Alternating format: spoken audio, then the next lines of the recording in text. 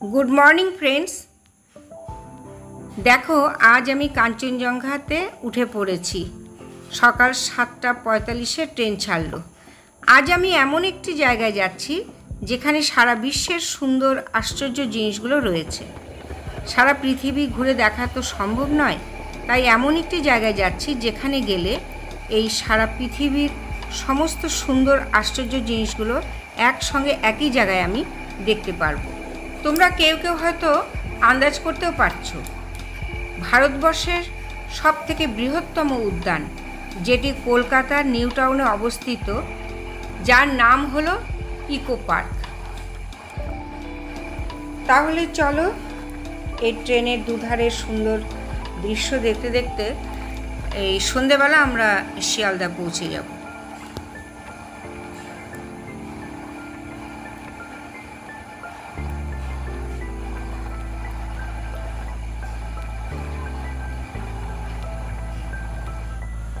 পৌঁছে গেলাম শিয়ালদাতে। ট্রেনটি একদম রাইট টাইমে এসেছে, ঠিক 7:30টায় আমরা পৌঁছে গিয়েছি শিয়ালদাতে। পার্ক স্ট্রিটে হোটেল নেস্ট আমাদের আগেই বুক করা ছিল, তাই এখন আমরা সেই হোটেলেই যাচ্ছি।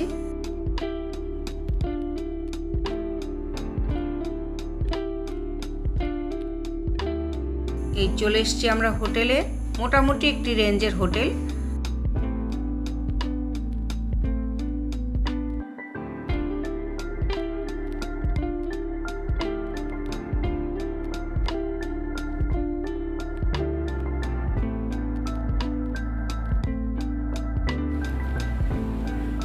রাতে ফার্স্ট ক্লাস ঘুম হলো। এখন বাজে সকাল 10টা। তা আমরা ব্রেকফাস্ট করতে চলে এলাম। আর ব্রেকফাস্ট হচ্ছে এই হোটেল রেন্টের সঙ্গেই ইনক্লুডিং। তো ব্রেকফাস্টটা সেরে আমরা চলে যাব ইকো পার্কে। এখান থেকে একটা ক্যাব বুক করে নিতে হবে, কারণ মোটামুটি ডিস্টেন্স ভালোই আছে, ঘন্টা দেড়েক সময় লাগবে।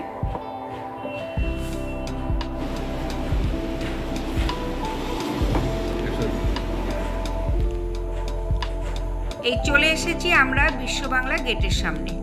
আর দেখো এই বিশ্ববাংলা গেটের ওপরে যে টাওয়ারটি দেখছো, এখানে কিন্তু একটি সুন্দর রেস্টুরেন্ট রয়েছে। আর বিশ্ববাংলা গেট থেকে ইকো পার্কের গেট পৌঁছতে সময় লাগবে 10 মিনিট।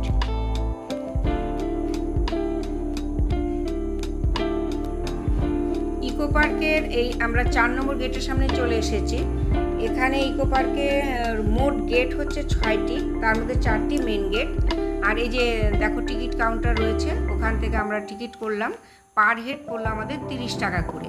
তা আমরা 4 নম্বর গেট দিয়েই ঢুকছি, কারণ এখান থেকেই সপ্তম আশ্চর্য একদম সামনে পড়বে। তো এখানে টিকিট কেটে আমরা এখন ঢুকে যাচ্ছি ভেতরে।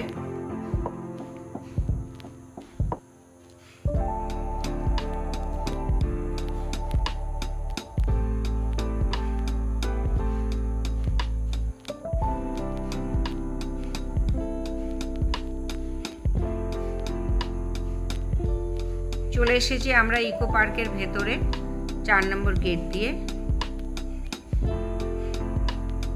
কিন্তু এখানে আবার এই সপ্তম আশ্চর্য দেখার জন্য যে আলাদা করে 20 টাকা করে টিকিট করতে হবে, পার হেড 20 টাকা করে টিকিট। এই দেখো এখন এই সপ্তম আশ্চর্যের এক আশ্চর্য মিশরের পিরামিড। আমরা মিশরে পা রাখছি এখন। সুন্দর মিশরের পিরামিড, ওয়াও দারুণ, কি সুন্দর সব পিরামিড। দেখো মনে হচ্ছে আমরা মিশরেই চলে এসেছি। সত্যি আমার তো তাই মনে হচ্ছে।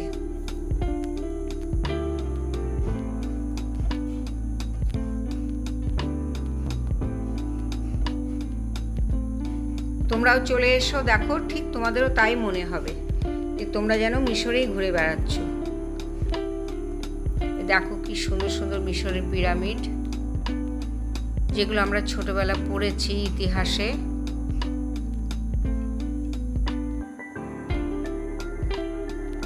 বাহ চমৎকার। এখন আমরা পিরামিডের ভেতরে ঢুকে যাচ্ছি।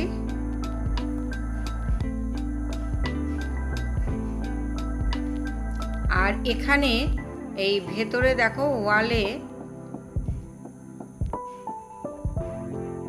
বাহ দারুণ, ওয়ালের গায়ে গায়ে সমস্ত মিশরের ওদের জীবনযাত্রা প্রণালী যেগুলো, সেগুলোই এখানে চিত্রের আকারে করা রয়েছে। এই যে মমি, আমরা পড়েছি ছোটবেলা ইতিহাসে মিশরের মমি।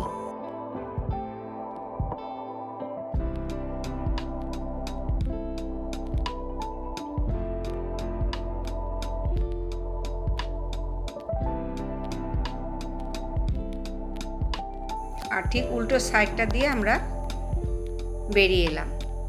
আর এই হচ্ছে আমাদের সেই আগ্রার তাজমহল, মমতাজ মহল। তাজমহলে অবশ্য আমি 2বার না 3বার দেখেছি, 3বার আমি আগ্রায় গিয়েছি, কিন্তু তবু যেন মনে হচ্ছে আবার সেই অরিজিনাল তাজমহলের সামনেই চলে এসেছি। যারা এখনো মানে আগ্রাতে যাওনি, তারা এই ইকো পার্কে এসে তাজমহলের সৌন্দর্যকে কিন্তু উপভোগ করে যেতে পারো। একদম মনে হচ্ছে অ্যাকুরেট তাজমহল।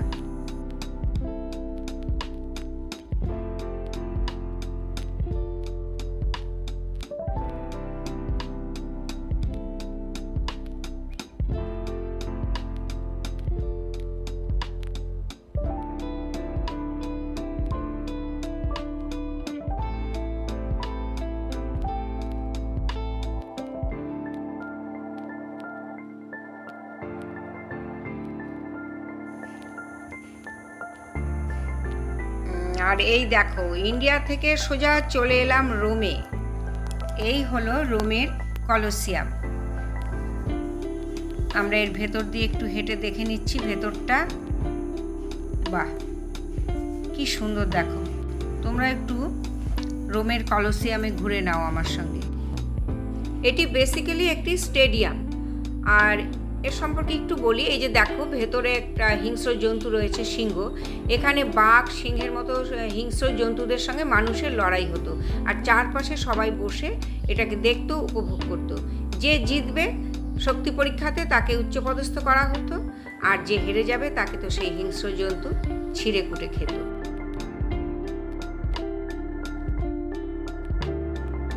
আমরা চলে এলাম চীনের সেই বিখ্যাত প্রাচীরে। এখন দেখো, চীনের প্রাচীরের উপর দিয়ে হেঁটে বেড়াচ্ছে, আর এখানে চারপাশে সুন্দর গার্ডেন রয়েছে। এই ইকো পার্ক কিন্তু বিশাল এরিয়া, এটা একদিনে দেখা সম্ভব নয়। 480 একর জুড়ে এই পার্কটি রয়েছে, আর এর মধ্যে 104 একর জুড়ে রয়েছে জলাশয়। তাই পুরোটা তো একদিনে সম্ভব নয়। এর সুন্দর আরও পার্ট যেগুলো রয়েছে সেগুলো আমি এই পরবর্তী পার্টে তোমাদের দেখাবো, না হলে ভিডিওটা খুব বড় হয়ে যাবে। আর দেখো, এই যে প্রাচীরটা কি সুন্দর, তার চারপাশে সুন্দর গার্ডেন রয়েছে। আর এখানে এসে দাঁড়ালে পরে বাইরেটা খুব সুন্দরভাবে গার্ডেনগুলোকে দেখা যাচ্ছে। তো তোমরা পরবর্তী ভিডিওতে পরের সুন্দর পার্টগুলো দেখতে পারবে। আর ভিডিওটি দেখে তোমাদের যদি ভালো লাগে, লাইক কমেন্ট অবশ্যই করবে, সাবস্ক্রাইব করে আমার সঙ্গে থেকো। পরবর্তী পার্টে তোমাদের সঙ্গে আবার দেখা হবে।